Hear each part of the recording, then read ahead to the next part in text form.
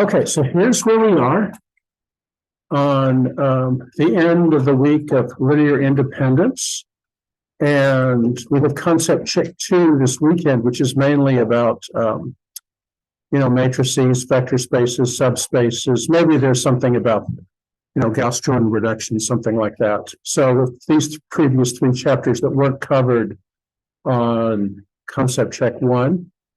And so we'll review those ideas and maybe go and do something on basis and dimension, or we can review linear independence in that context, and then you sort of have a jump on the rest of chapter 5.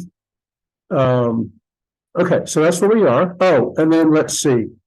Next weekend, I think what we'll do is we'll have a second version of concept check 1. So those people who need to do that next weekend can do concept. That'll be the last time you have a chance to do a second version of concept check 1, but there'll be a second version then.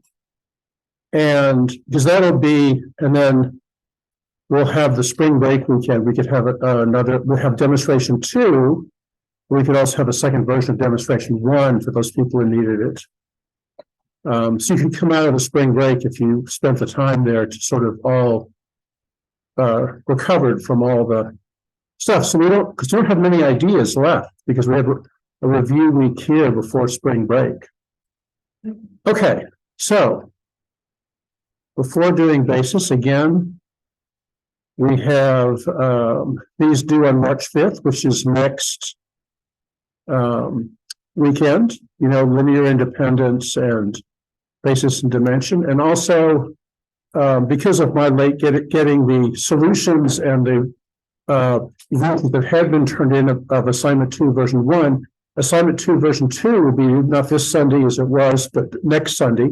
So the only thing that's due this Sunday is assignment 3 version 1. And in that regard, there was a typo in the last problem. There was one of the row operations that had 2, it was missing a subscript, so that there's a part A and a part B, and the row operations were supposed to be the same. So there's a new version of the assignment 3, but the only difference is that one Greek letter row now has the subscript 2 on it rather than no subscript. So you can just look at that and correct your version if you don't have to download the new version. But if you do download the new version, then you're all set. Okay. Well, that seems to be all the course administration stuff that we need to do.